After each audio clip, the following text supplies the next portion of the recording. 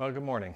Today is a good day. It's minus 16, 18 outside with the wind chill. It's January 20th today. It's a good day to start our seeds.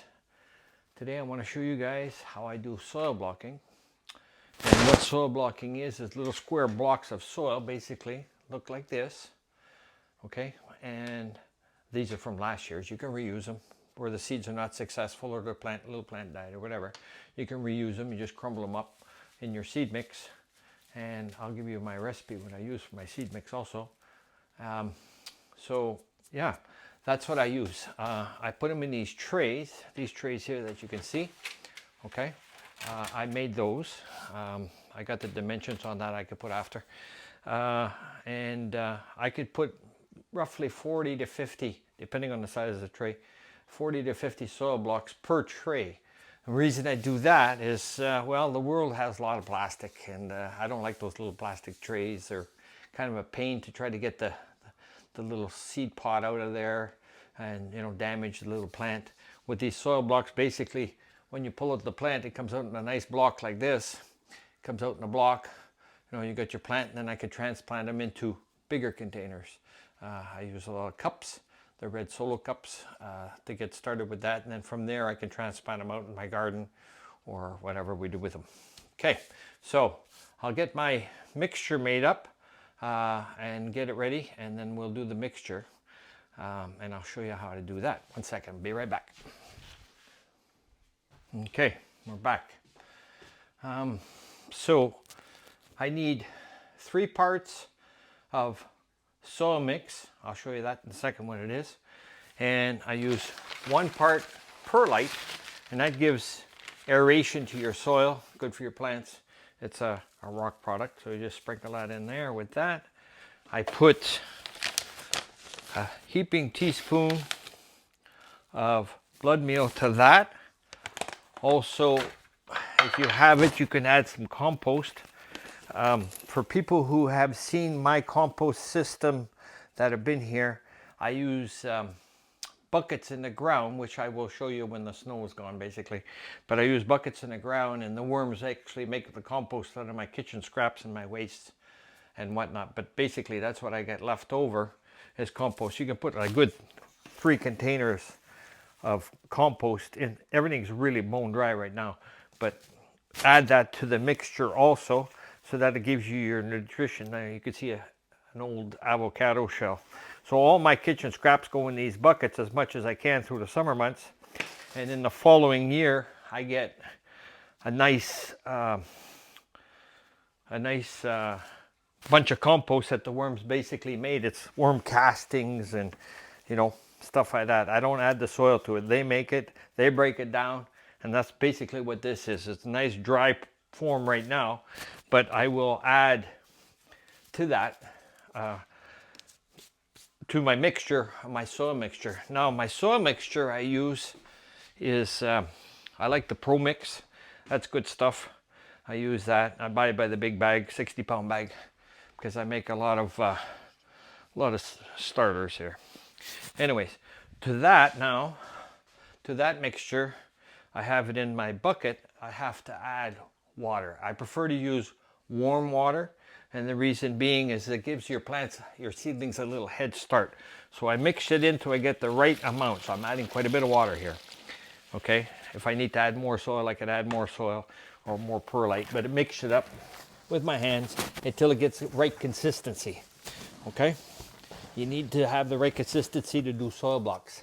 This might take quite a bit of water. It's going to take more. A little bit messy, but I'll clean up after. That's no big deal. It's very dusty, very dry, that soil.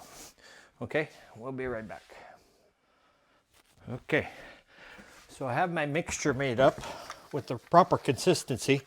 I know you can just squish it down and put it in these soil blocks, but I like to use my hand and kind of pack it in there. I pack it in. I don't know if you can see that. I pack it in, and yes, my hands get dirty, but what gardener doesn't like to get their hands dirty? Eh? All good. Wish you could be outside in the warm summer sunshine, but it's January, so we're not there yet. Anyways, okay, so now let's see if I can do this here. I'll show you how I pack this down. One second here, grab this, my recorder, and hang on here. Okay. Okay, so basically it's in there and all you do is go like this. Okay, and you get nice square perfect blocks, you see, and then there's little holes, indentation to put your seeds in. So that's how that works. I'll fill up a tray or two and then I'll come back and show you how that goes. Okay, so I finished my 3 trays and there's 32 in each tray. And I leave space, it makes it a little easier to remove them. I got lots of trays. I make these trays. The measurements on them, the tin foil plate underneath I get at the dollar store. The measurement of the trays is 15 3/4 by 11 1/4. And that way there works out pretty good. It fits in those trays. That's the outside measurement. And now we're about ready to start planting seeds. So I'll get ready for that and I'll be back. Okay, so now we're ready. Alexa, turn it off. Now we're ready to plant seeds. I'm doing peppers today, and I find a little white plate which is easy. Put your seeds in a white plate like this. It's easy to spot them. Peppers and tomatoes are not bad. The seeds are good size, but you get some things like some herbs in that. My goodness, the seeds are so small. So you just put 1 in each. That's what I'm doing. And then of course I'll show you how I label them after.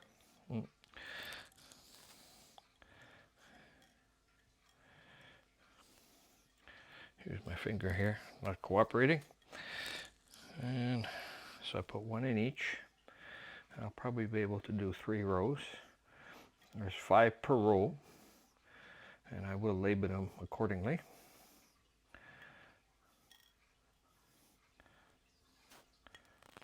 So you got the idea. You put the seeds in each little divot that the soil blocker makes, so it makes the holes for you, which is a perfect depth. And like I said, 1 seed in each is fine. And we'll go 1 more row. We got enough. These are Anaheim peppers. Never tried those, so we're going to give them a shot. It's supposed to be a spicy pepper. I do like a little bit spicy. Hopefully they're not too crazy hot. But I will be doing some hot stuff after. Okay, so 2 left. That's not bad. So we'll go with that, and then I'll close the holes. So I might as well show you that. So we got 1, 2, 3, 4 rows, 5 per row. So there's 20 seeds there. Just kind of cover them up a little bit with your finger, just so that they're barely covered. They're covered. Yeah, and just squeeze them. Now the soil blocks, the way they're made, they have spaces in between. And the trick to that, or the part of that why they work so well, is that the root system won't cross. They get what's called air pruned, so the roots won't cross to the other seeds, to the other block. So when you pull it out, you're not pulling out seeds from or a plant from the other plant. You know, tearing the roots apart, and that's the idea. Especially when they're very young. You know, they're very tender. Okay, so there we go. We got this covered. I'm going to show you labels next. Be right back. Okay, so for labeling, a lot of people use popsicle sticks, the package itself. They don't want to stick, things like that. I like using Venetian blinds. It's recycling. I do believe a lot in recycling. So you can take a Venetian blind, cut it off the length you want. Okay, and then you just mark what you got there. It's very important to label it because, my goodness, you're gonna forget. They all look the same. And thyme, peppers. Now, some people are going to say, well, you should put the date on them too, and I agree, put the date, but I do it in a different spot. So I'll label these up and I'll be back, and I'll show you where I record mine. I have a book, and I record everything in a book. Okay, so I got this tray finished. As you can see, the little seeds in there. Each one has their own little spot. I just went with Anaheim peppers, this whole variety in the same tray. But you can mix trays as long as you label them. As you can see here, my chicken scratch writing, Anaheim peppers times 5. That's 5 in a row like this. Okay, this one will be times 4 and so on. So I'll have 32 in total for this tray. But like I said, you can do one variety of things and something else beside it and something else beside that and so on. The convenience, like I said, the soil blocks have their own, they have the airspace around them, and that's the idea. So when the roots come out and it's time to transplant after your plant is, you know, a few inches high, when it's time to transplant into a bigger container, the roots won't tangle into the other ones. That's the nice part about it, and they're really easy to remove. You just basically pick them up with your finger and out they go, and you put them in your pot. Okay, we'll be back, finish this.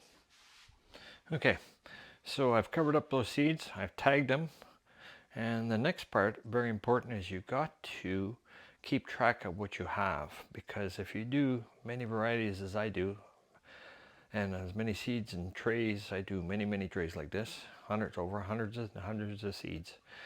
Anyways, so you got to keep track, because a pepper plant is a pepper plant, a tomato plant is a tomato plant. Until they've got a fruit on them, it's pretty hard to tell exactly what they are.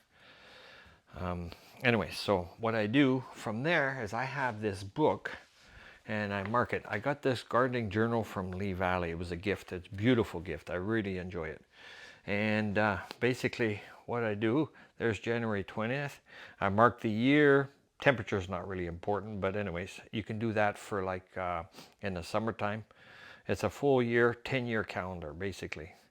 And so it's minus 15 is supposed to be the high today, minus 18 the low, whatever. No big deal. Birds are outside and it's all good. But anyways, back to this here. So I planted it, I wrote it down, 32 Anaheim peppers marked in this book. What's good about this is that you can record this, and let's say for a reason it was way too early to plant these. Let's say I decided, you know, towards March, April, May, my goodness, they're not doing very well, or I planted them too early, or I planted them too late. Either way, I can record that on there, and then next year when I go in here, I can look and see, oh, that was way too early for that type, you know. And I'll just fiddle through a few notes I put.